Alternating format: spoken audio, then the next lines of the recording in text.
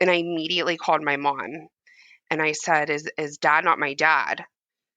And there was kind of silence on the other end of the phone. And I was screaming at this point. And I said, Mom, don't lie to me. Grandma just told me two stories. Is dad not my biological dad? And she started crying and she said, this is my worst nightmare. To which I obviously replied, this is my worst nightmare.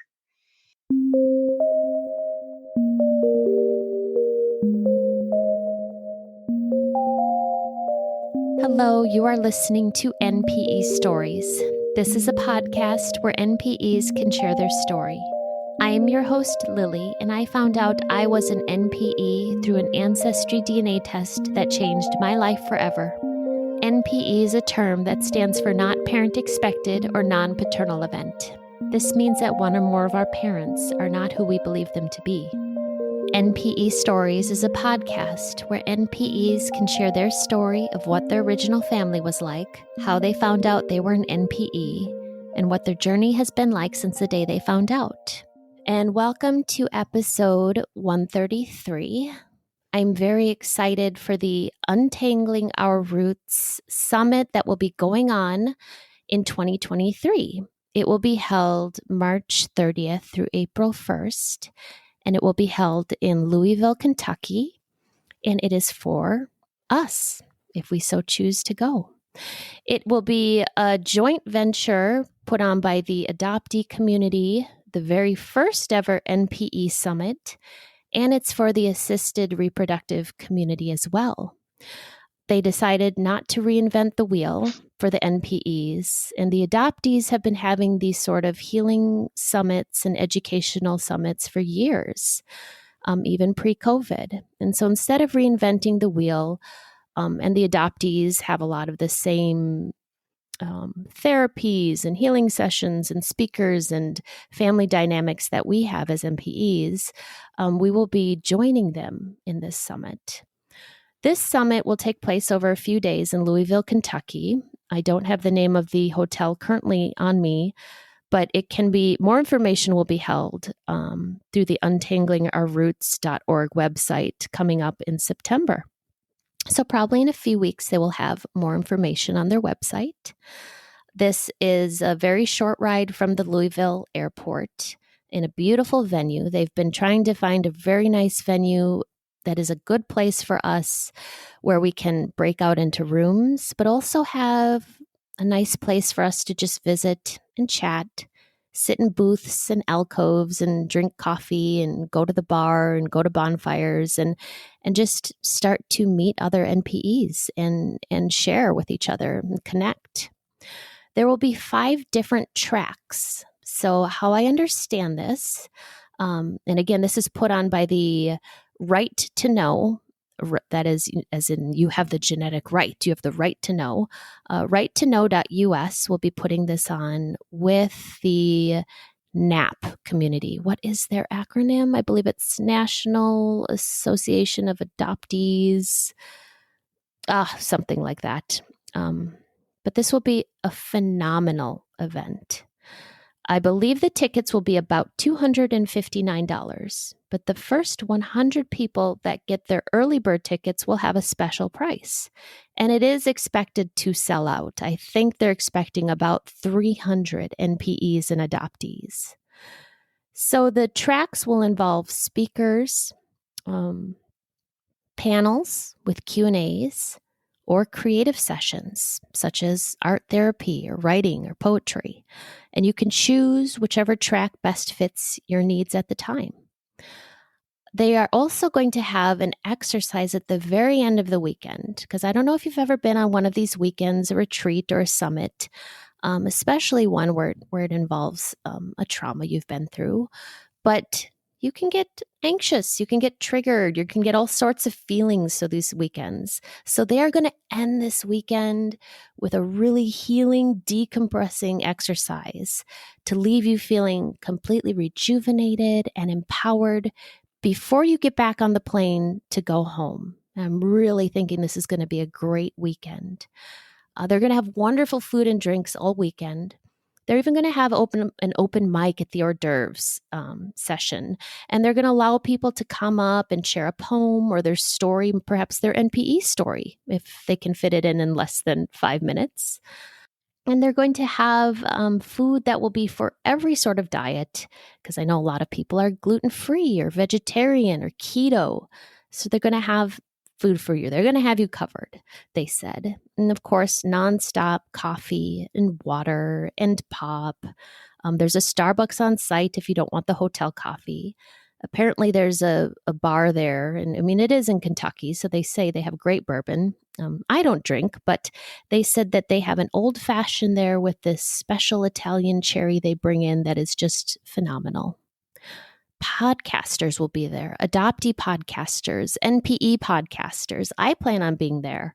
So if there's someone you want to meet in person, in the podcasting world, we don't see anybody. So this will be your chance to meet people that you listen to.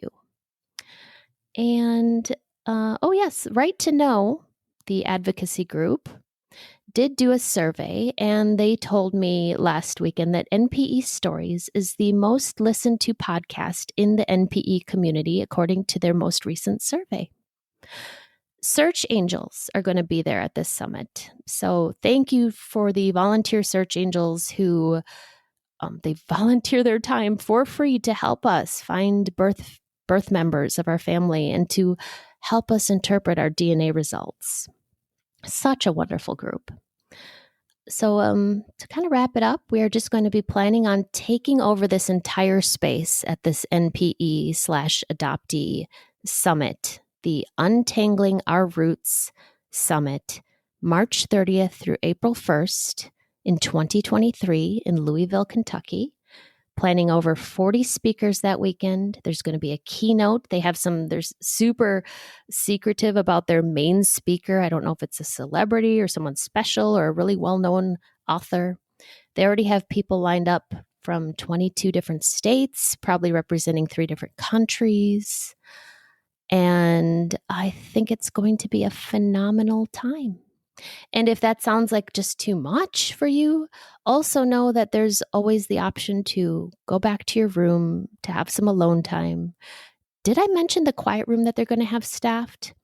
They will have, because they realize that this sort of summit can bring up a lot of feelings, they have rented out a quiet room, a special place where they will have staffed therapists all weekend long that will be there to help you with processing your feelings. I think that's a really smart thing to do, to have the mental health component as part of this summit. Okay. I think that is all the information I had about the Untangling Our Roots Summit. I will try to post an event link for it very soon on my Facebook page, NPE Stories Facebook page. And look for further information, and I will be bringing this up every couple of months or so. Thank you, Cara and Marcy, for putting together this summit, and Alicia. This is a huge undertaking, the first ever NPE summit. Looking forward to it. There, that was a resource we all needed to hear. But this is the NPE Stories podcast, and on this podcast, we listen to stories from NPEs and what they have been through, how they found out they were an NPE, and what their life is currently like. And today I'm speaking with an NPE, and I'm speaking with Nichole. Hi, Nichole. Hi, Lily. How are you? I'm good. How are you? I'm good. Thank you. Thank you for listening to all of that and being so patient and getting set up today. Of course.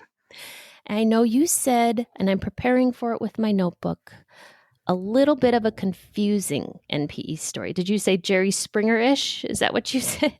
Yes. Once we get into it, I would say that most would compare it to a Jerry Springer episode. Right. And we hear so many different family dynamics in these stories, and lots of people come in and out. So I will be listening very closely, and I'm just really grateful that you waited and are willing to share today. Well, thanks. I'm grateful to be here and for everything that you do.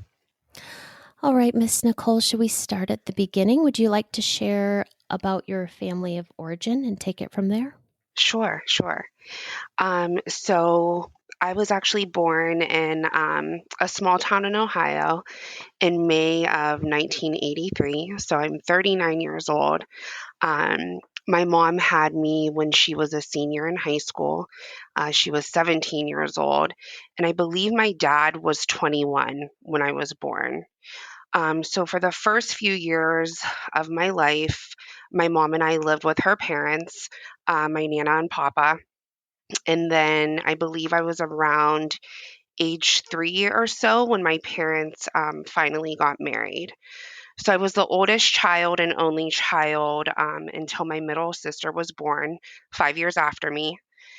Um, Growing up, I really did feel surrounded by love on both my mom's side of the family and my dad's side of the family. Um, Things weren't perfect by any means, but definitely love was there. I feel like I always had this lingering feeling inside of me, like many NPEs do. Even at a young age, I feel like I was visibly different. So I have brown eyes and I have auburn hair, and I was surrounded by blue eyed people and brown or blonde haired people pretty much everywhere I turned. The ironic thing is on my dad's side of the family, some of my grandfather's family had red hair, different red hair than mine, but it was always said to me that I must have got that gene, so to speak. And as far as my brown eyes go, the only person that had any other color besides blue or some hue of blue is my grandma on my dad's side. Her eyes are a hazel color. So, much like the story of my hair, it was always said that that's where my eyes must have come from. So there must have been some time when I was a young child that I was questioning where my looks came from off and on. And even my aunt told me later on when this all came out that I would always ask her where my eyes came from. But I guess to combat all this questioning that I was doing as a child, I remember my grandparents showing me a picture of my grandma's family from the old country, which was Croatia. So that's where my grandma's family was from on my dad's side. Um, so this picture was a black and white picture, and it had probably more than a dozen people in it. So, you really can't tell what color hair and eyes they had, obviously. And obviously, I didn't look like them, but in my head as a child, it made sense. And so I think for a lot of years, I just decided, yep, that's where my eyes and hair must have come from. So that's just a little bit about from when I was younger. When I was 11, my parents ended up getting a divorce. So that was a little bit of a difficult time. Um, I remember a lot from that time, actually. Um, the good, the bad, and the ugly of it. I remember we had to go to court and state who we wanted to live with and why. And I just remember sobbing, giving my answer, choosing my mom, but pleading how much I love my dad to the magistrate that we were in front of. My younger sister was, like I said, 5 years younger than me. So I think by default, I just became the sounding board for both of my parents and experienced a lot of adult conversations and situations with them and around them. And I did a lot of consoling for both of them at that time. Um, One of the upsides of the divorce would be that we moved in with my Nana, which is my mom's mom. Um, and I love and adored her. She was a safe place for me and a mother figure for me my entire life.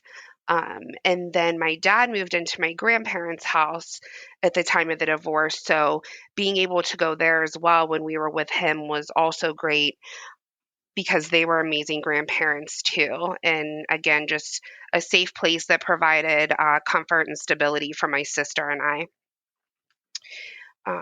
So, about a year, maybe a little earlier than that, after my parents got divorced, my mom was remarried and then pregnant with my youngest sister.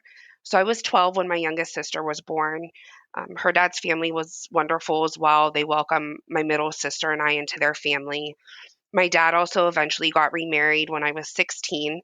Him and my stepmom never had any more children. And high school years were difficult in, some ways. I was a respectful teenager, but I definitely like to have fun and party with my friends. And my dad was certainly the sterner parent with tighter rules and didn't like some of the decisions that I made. So there were times when things were really great, and there were times where there were rifts between us. Him and my middle sister definitely had a stronger connection than him and I had. Um, we got into a big argument the one time, and we didn't talk for probably going on a year. And I just remember I was working and I saw dads coming in and out of the stores with their daughters, and um, just feeling sad about it, and wanting that with him again. So I called and asked him if we could talk and maybe go to lunch and I guess just work things out. And he told me that he would think about it. And so that always, I guess, haunted me to some degree. I can never understand how you would have to think about, you know, wanting to talk to your child again or make amends. But we did eventually end up talking again. And I started visiting again on the weekends or during the week, when it was his time to have us with my sister. And then shortly after I graduated high school, my mom's marriage with my youngest sister's father ended as well. And I just want to note that I don't a while later when I was in my early 30s, my mom got remarried for the third time. But also at 18, in my first semester in college, I found out I was pregnant myself. So, 9 months later, I gave birth to my son, who's the most beautiful brown eyed baby I'd ever laid eyes on. Things didn't work out between his father and I, but we just both focused on being the best parents that we could be and giving him all the love and support and put him first. Eventually I met my husband, and at that point in life, it was a pretty normal life, I would say. Work, school, sports with my son, trips with our families and friends, things of that nature. And then we actually bought our first home, and it was the house that my grandfather on my dad's side grew up in. And the house also just happened to be a street over from my dad's grandparents. So they were a huge part of our day to day lives, a huge part of my son's life, a huge help with him too. But the older they got, it was just kind of a natural thing for me to help them with their day to day, when they got older and started to need things. So last summer, my son actually graduated high school and went off to college. And my grandpa fell ill, and my aunt and I were, helping my grandma care for him, but it really just became too much while we were at work. So he ended up being in a nursing home. And Lily, this is where I'm going to get into how I actually found out that I was an NPE. Okay. I took a half day off work. My grandpa wasn't doing well, like I said, and um, he was pretty much incoherent at this time, but we visited him and we talked to him. Um, so I got off work and I went to my grandma's and I made her lunch and she got a shower, and we hung out for a little bit, and I let her know that I was going to go up and sit with grandpa for a few hours and visit, which I did. So I'd been there for a couple of hours and I was sitting, and my back was towards the door, and my grandma actually walked in. I didn't know she was coming that day. She was emotional. It was obviously a difficult time for all of us, but especially her.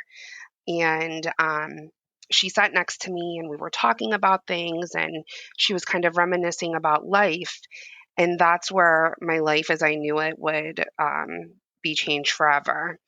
She said to me, and my family and friends call me Nick. So if you hear me refer to myself as that, that's why. She said to me, Nick, who would have thought that when Grandpa and I met you for the first time and you crawled into his lap, that this gruff old man would fall in love with you. And all these years later, you'd end up being the one to take care of us. And I'm like, okay, my heart still starts pounding fast. And I paused and I said, Graham, what did you just say? And she didn't acknowledge, what I just asked her. And so she just went right into another story. And she said, I remember one of my friends coming into the grocery store and saying she met my granddaughter, your dad's daughter. And I had no idea what she was talking about or who she was talking about. And I'm like, oh my God, this is happening. And I feel my heart beating faster. And she proceeds to say a couple days later, that's when your dad introduced me and grandpa to you and your mom. And we've loved you ever since. And at that time, my heart sank and I could feel the tears start to come. And I just told her I had to go and I loved her. And I, at this point, was kind of just running through the hallways of the nursing home, trying to get out of there and get to my car. And I was hysterical. Um, and I immediately called my mom and I said, "Is dad not my dad?" And there was kind of silence on the other end of the phone. And I was screaming at this point, and I said, Mom, don't lie to me. Grandma just told me two stories. Is dad not my biological dad? And she started crying, and she said, this is my worst nightmare. To which I obviously replied, this is my worst nightmare. And I asked if she knew who my biological dad was. And so she gave me the name of a man that she went to high school with. And I asked if he knew about me, and she said that he did, but he wanted nothing to do with me or her or the pregnancy, um, and that, things were better off this way. And so I hung up with her and I called my middle sister and told her what was going on. And she was obviously in shock. We grew up, believing that we both had the same parents, mom and dad. And at first she said, grandma could be confused sometimes, and I don't think she knows what she's talking about. And I told her that, grandma wasn't confused when she told me this. And um, the details were confirmed with mom. And when I got off with her, I pulled over. And I know this is probably dramatic, but if I could describe how I felt in that moment, it was like heavy machinery was crushing me from the front and in the back and squeezing my middle section. And it was difficult for me to breathe. And I ended up throwing up. And um, I had just felt like my world was crashing down at that very moment. So I did my best to get it together. And I called my husband and I called my friend and I called my youngest sister when I started driving home. And then once I got home, I started getting phone calls. So my mom had called my dad. My grandma called me apologizing. Um, everyone was concerned that, thinking about it, I think they may have thought maybe I was, going to go off the deep end. I don't know. But everyone wanted to give me an explanation as to why this was kept a secret from me. Um, and I guess some of the things that were said was, they didn't know if I'd be able to handle it as a child, or when my parents got divorced, what if I didn't want anything to do with anyone after that? And when I was pregnant and had my son, they didn't want to lose him. Um, so, the narrative was that it was done out of love. And to a certain degree, I know, like I said, I grew up with a lot of love. I know it was done out of love, but something being done out of love doesn't mean that it's not selfish. And so that's what I was having trouble with. Um, and I spoke to my aunt, my dad's sister, and she actually told me that there were a couple of times throughout my life that really my grandma wanted to tell me.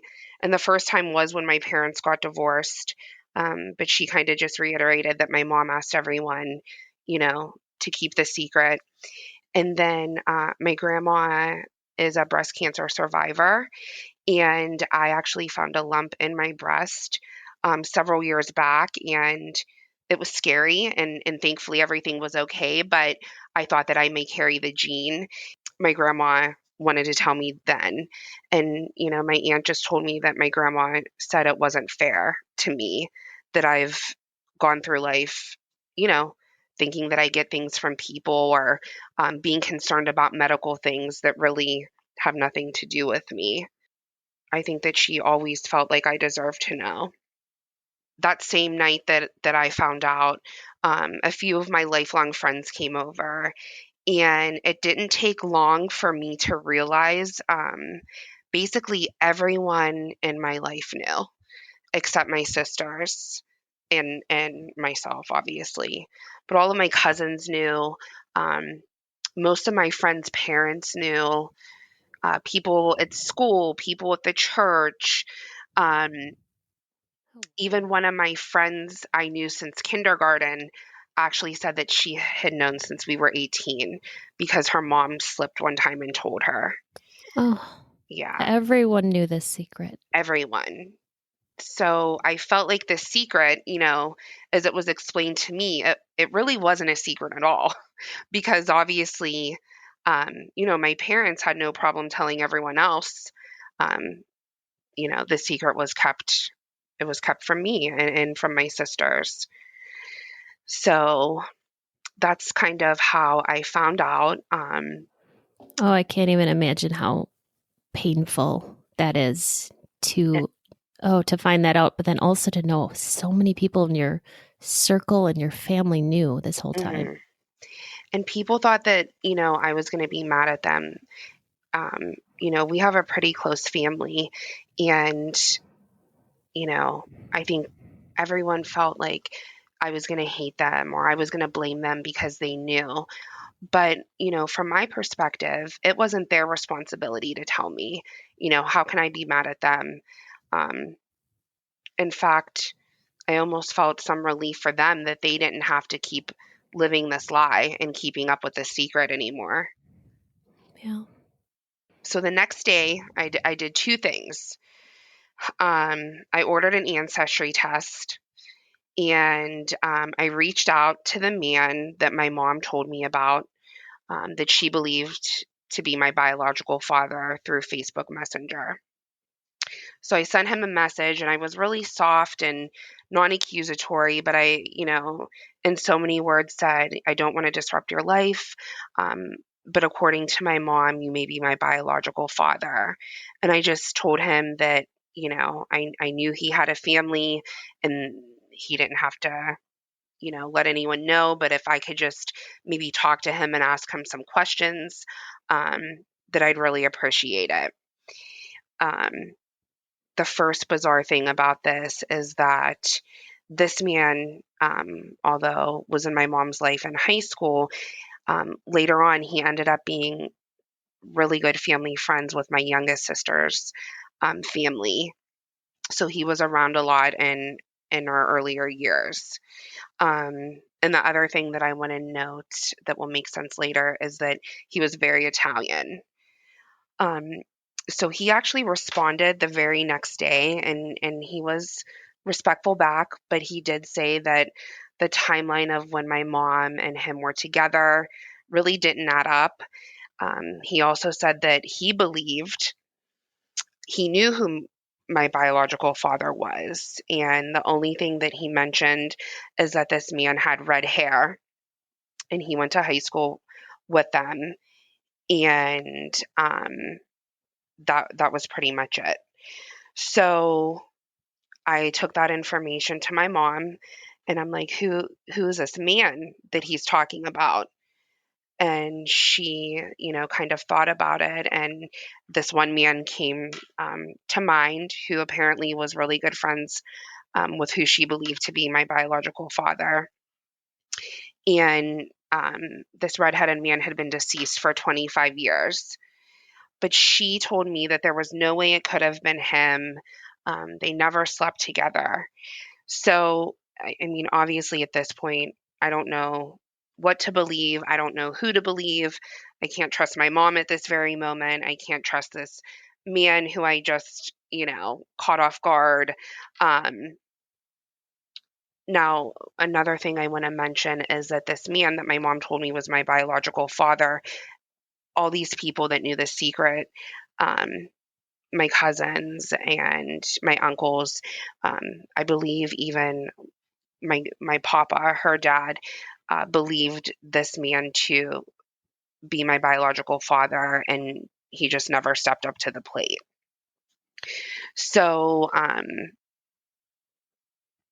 that didn't end up being the case. But I told you that I have one son, and I knew I had to tell him what was going on, and he did take it a lot better than I anticipated.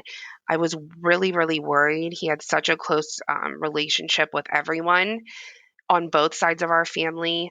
Um, I wasn't sure how he'd feel about it, but his initial reaction was that that's still my family regardless. And um, it's crazy that even though we're not related by blood, that he's still their favorite.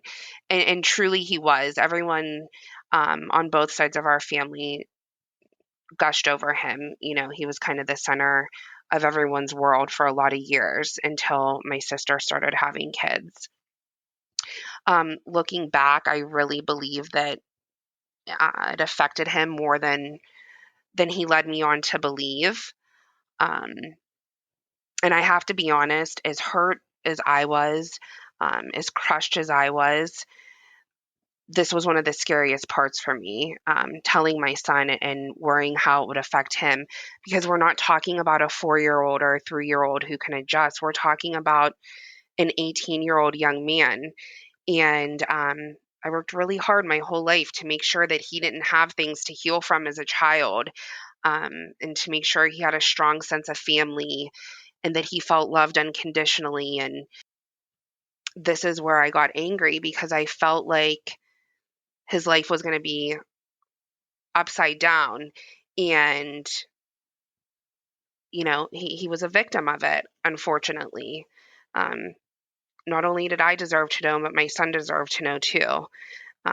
We deserve to know our truth. Just for the next few weeks, and I know this is very common, and I'm sure you understand too, Lily. I woke up feeling like a stranger to myself. It was difficult to get out of bed and start my day. I was weepy. You almost feel like you're having an out of body experience when you look in the mirror. And it's really just one of the most uneasy, bizarre feelings. You feel lost. Some days I felt like I needed a hug, but at the same time, I didn't want anyone around me. And, I really believe that these feelings are only um, feelings that an NP could understand. You replay your life through your head, and you hear comments made to you. Um, and you think of things someone said to you in the past, and if and maybe it's not like this for everyone, but for me, it was kind of like, well, I wonder why, they said that to me, or were they mad at me, or, you know, did the stranger I introduced myself to think that I was my sister because they knew I wasn't my dad's biological daughter? Um, all these questions that just they haunt you, when you're sleeping, when you're awake for those few first weeks following the discovery. And another thing I did, the days after I found out, is just kept looking at my eyes, because um, these eyes have really been the question mark my entire life. They've been the topic of conversations and jokes with my family, and my sisters and I sending eye charts to my mom, and the milkman baby comments and all of these things. um, they were true, but at that time we joked about it, but you know I just couldn't help but wonder who gave me these eyes. And not knowing if I would ever find out was frightening. And frankly, at that point, I don't know if I would have been able to mentally handle not knowing, or never finding out. But a couple weeks before I received my ancestry results, my dad called me to help him close the pool. And I was telling him and my stepmom that I should be receiving my results back soon from my ancestry test. And my dad blurted out, um, I don't think you're going to find out. He's dead. And I said, what do you mean?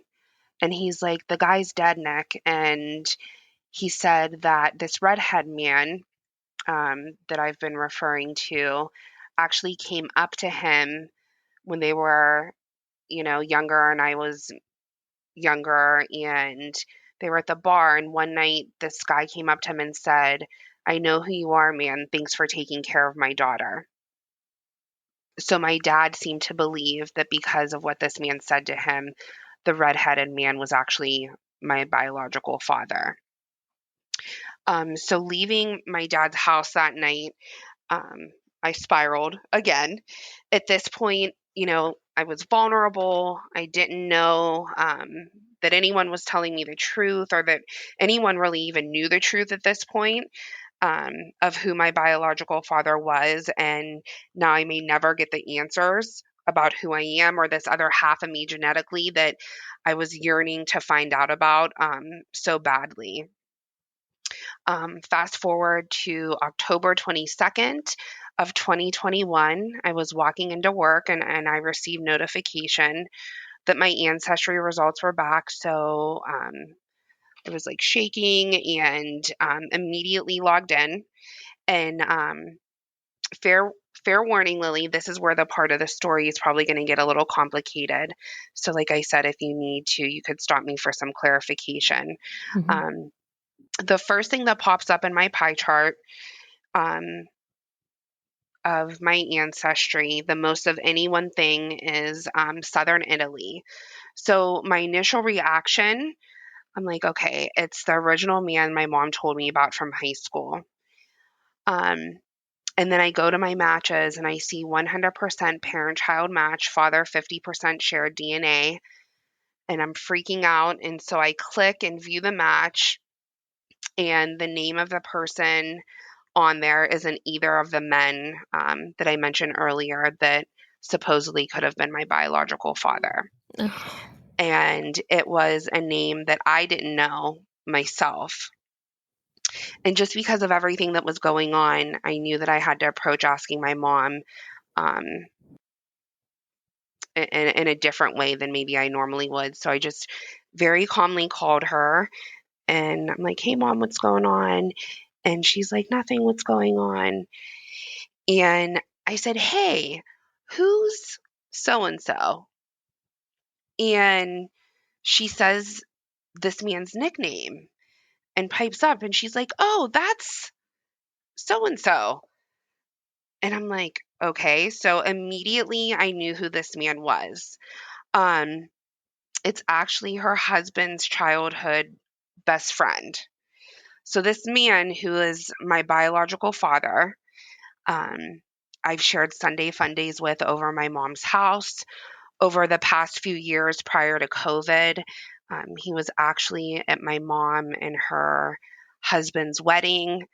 Um, and I said, well, mom, that's my biological father. And she said, no, he's not. And I'm like, well, he is. I said, it says 100% parent child match. And so we're doing this back and forth. And finally, I'm frustrated. I'm like, mom, it's my DNA. That's my biological father. I said, give me his number. I was ready and prepared to call him right there. In case you haven't noticed, I don't waste much time trying to get to the bottom of things. But she said she didn't have it, and so I asked her if she would ask her husband for it, and she said she would get back to me. Um, so I started getting texts from my mom's probably like 15 minutes later asking me to send her the results. So I send her the results, and I get a text that says, um, it looks like he is your father, and if that's the case, he comes from a wonderful family. So really still not like just accepting that he is my biological father and these results aren't lying. Um, and then she eventually texted me a little bit later on that day, that her husband called him and told him what was going on. And he, said, please, like, have her call me, when she gets off work later. So I called him when I got off work and he answered the phone and he said, Nichole. And I'm like, hi. And he's like, it's been a heck of a Friday. And I was like, it sure has. Um, and I started the conversation by saying, listen, I know this is probably a shock to you. And, I don't have any intentions of disrupting anyone's life or anything like that. There's just some things I need to know. And he said, well, this isn't a shock to me. And I'm like, okay. So, he has two other children. So I now have a new brother and a new sister, in addition to my two other sisters. And his daughter and I, in various times of our life, look very, very much alike. She's actually 12 years younger than me. Um, he said the first time he was around me, he was drawn to me. And he said the second and third time he knew that he was my father. And he said that he knew that I had a family and a child, and he didn't want to disrupt my life that I had. Um, but that he had been praying for the last 4 years that I would take an ancestry test and find out myself. And so obviously that's what happened. Um, so that first day we talked for quite some time. Um, it was really easy. It wasn't awkward. Um, I could see that he's a very um, jovial person, a nurturing person. Um, he's forgetful. I'm forgetful. Um, and he let me know that he wanted to tell people right away and he didn't want me to be a secret. So he actually told my brother the very next day. And my sister lives in a different part of Ohio. So he drove to her that Sunday and told her. And then shortly after, he told his sister and his parents. So he didn't waste any time. So over the next several weeks, actually, let me back up to the next day I woke up, which was Saturday. I remember texting him and said, I just woke up and I looked at myself in the mirror, and for the first time in a long time, maybe ever, looking at myself made sense. And it really did. I mean, you know, these brown eyes that no one, or at least I thought no one ever really knew where they came from. I certainly didn't. The mystery was finally solved. Um, and then in the days and weeks to come, my mom was really worried that, my son was going to hate her and that I was going to hate her and that everyone was going to look at her differently. And at some point we were on the phone and I had to just tell her, I'm not talking with you about this. Like, this is for you to deal with. First and foremost, I feel like you should have a weight lifted off of you, knowing that at any point in time, the secret could come to the surface. It's not a secret anymore. So I can't help you with this. But in case you're wondering, for the first time in the last 7 weeks since I found out, I feel like a whole human being again. Um, so I think there's just a lot of self-preservation going on, during that time. Um, she said she doesn't remember ever being with him. And to this day, and we're 2 months out from a year of me finding out, she doesn't remember. So, I don't know that I'll ever know the whole truth um, about why things happened the way they did, back when she had me, um, or if that's just who she truly believed and told everyone who it was and was embarrassed, or maybe she knew, and because of the situation of her marrying my biological dad's best friend, wanted to keep a secret. Then I don't know that I'll ever know any of those answers. Um, so yeah, things have been really crazy. That is a lot of different birth fathers to try to wrap your brain around, um, especially considering the one that is actually your true birth father wasn't even one that you ever even considered, or that your mom to this day will, it sounds like, will admit. Correct. Your I just want to pop in here. Your dad, a birth certificate father, some people call him, the dad that raised you, he knew you were, I'm going to use the term NPE, but Hmm. he thought from talks with your mom that your birth father was someone different. One of the first, maybe the first one, or you said the second one, the red Yeah. haired man. So I think that originally my mom told him it was the first man, but when the redheaded man came up to him when they were out one night, since that point on, he had believed it to be the second guy that um, Yeah. could potentially be. Yeah. Did he ever consider, or did anyone consider that it was this your actual birth father that you've now met? Not that I'm aware. Well, I guess so. Not that anyone has admitted to, I guess is the best way to put it, right? Yeah. Um, so, we're in a small town. I actually probably lived 5 minutes away from my biological family my entire life. Um, my biological dad and my mom and um, my biological aunt, so my biological dad's sister, they all went to the same high school together. And apparently, when I was born or when I was younger, there may have been some rumors flying around, um, pictures of me being shown.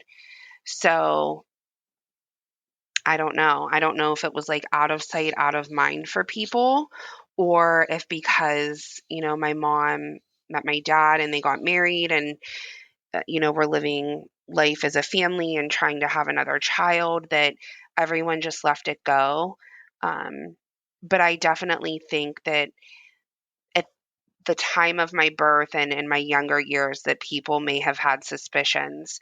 Um, I ha- I talk to my biological dad and see him all the time. We've really built a relationship since I found out, and we've had some discussions where I felt, like maybe there were things that happened where he could have known, and he was actually away at school, so um, I believe he had no idea. And just knowing the kind of man and father he is to his other children, um, I don't I don't think there's a way that he would have known and not tried to be a part of my life at that time. And I know Mhm. that might sound strange since he waited to, well, since he didn't act on believing, but I mean, in all fairness, he was doing it because he felt it. He felt I looked like his other daughter. There was no DNA evidence at that point. It was all just kind of a gut feeling when Mhm. he did see me. Yeah. Okay, I'll let you continue with wherever you want to go from here with what life has been like for you since finding out. It sounds like you guys have started a relationship. Yeah. So, life has been crazy. Some days I still can't believe that everything that happened. Um, I yeah, I have met my two new siblings. I have met a new aunt who has two daughters. So I have two new cousins, and I have my biological grandmother and grandfather who I've also met. So that's the immediate family. I've actually been to kind of a larger family gathering where I met um, what would be great aunts and cousins and things of that nature. Um, so crazy because originally when I found this out, I'm like, all I want to know is my medical history and, you know, um, I already have a family and I don't need another family and this and that. And, after finding it out and talking, um, and seeing how there's so many similarities, you know, with people that, I mean, yes, they're your family and they're genetically related to you, but they're also strangers to a degree. Um, just how comfortable things could be, and you know, my biological dad is super forgetful, and I'm forgetful, and my son's forgetful, and one of those or the type of people that, you have everything sitting on the table that you need to take with you for the day, but you walk out and forget it, or you leave your to-go bag at the restaurant and walk out and the waitress is running after you. And all of those things seem so insignificant, but when no one else, has those qualities around you and you see someone with those same things, it's just wild to see. And so there's been a lot of those commonalities that I guess have been revealed. Um, I think that and I think that if you would talk to my family, right, I think one of the comments that was made was like, you're the glue that holds this family together. Like, what would we have done without you? One of the reasons why no one wanted to tell me the truth about my parentage. And I think that's true. I'm just naturally a caregiver and a lover and have a big heart and want people to be happy and get along and have a good time. And um, I talk about my emotions and all of those things. And my dad that raised me is more reserved when it comes to his emotions, and my middle sister is more reserved when it comes to emotions, and you have to kind of pull it out of them. And my biological dad is much like me when it comes to emotions. So um, it's just been really insane going through this. Um, it's not perfect. So my son is having a hard time with it. He doesn't want to meet any of his biological family. He 100% supports me meeting them and spending time with them and getting to know them and being a part of their lives, but he's just not there yet. Um, I don't know. I think there's some loyalty issues he's feeling that maybe if he meets them or forms a relationship with them, that he is being disloyal to my dad's side of the family, who he's been very close with and grew up with. So that's difficult for me.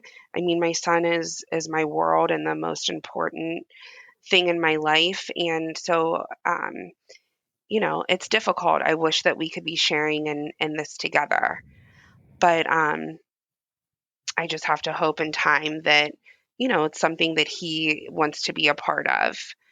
Um, as far as my dad's family, even though my grandma is the one who told me, she's older and doesn't always remember things clearly. So we haven't talked about it since probably the first week after she told me, but I do talk to my aunt about it, my dad's sister. And then really haven't talked about it with my dad or my stepmom um, since the first couple of weeks. So there's days I feel that there's still secrets, right? And on my end, not on purpose, but I don't feel like it's my place to um, just give the information freely, right? I think that I try to put myself in people's shoes, and I don't know if someone I loved and was close to me went through what I had just went through, and they had an entire another family. I might be asking things and wondering what's going on and making sure you know Mm-hmm. things are good. Um, so I've kind of just decided that never will I have secrets in my life. Um, I will be completely open and transparent with anyone that asks me about anything. And my aunt does, my dad's sister. We do talk about it, and she's definitely happy for me. Um, I think that my two sisters originally, um, I don't know. I just feel like it puts everyone in a weird spot. I just gained two more siblings. Um, but the way I look at it, Lily, is simply this, right? Um, I can't be a part of the history of my biological family. And no one could take the history away from my family, that I grew up with, and from my sisters and I, and our relationship, and all of that. Um, but ultimately, I have a lot of love to give, and this has felt good to me, and it has made me happy. And ideally, I would rent a giant hall, and all the families would be in there together having a good time, and laughing and dancing and singing, or whatever that may be. I know how fortunate I am, especially after listening to so many podcasts where there's rejection involved, and um, there's awkwardness, and you know you don't feel like you belong. And I I don't feel that way. I wanna celebrate, really, um, my gratefulness for the opportunity I've been given. As gut wrenching as it was, and in the beginning, there were times where I wish that maybe I never even found out. I really truly believe that it happened in the timing it was supposed to, for whatever reason, and that it's just the way things are supposed to be. So I know I'm rambling now, but it's a Mm-hmm. lot. It's wonderful. It's everything you've shared is wonderful, and I appreciate it so much. And I know that there might be some other MPEs that want to connect with you. And again, we're only looking for supportive emails here, but could people reach out to you and email you if they wanted to do that? Absolutely, I'd love that. I can be reached at my email, and that's n.siembida@gmail.com.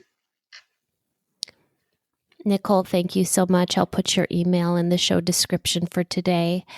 And thank you so much for everything you shared today. I followed your story um, very well. You explain it very well, and going through everything you've been through and going through the ringer and trying to find out who your biological father is.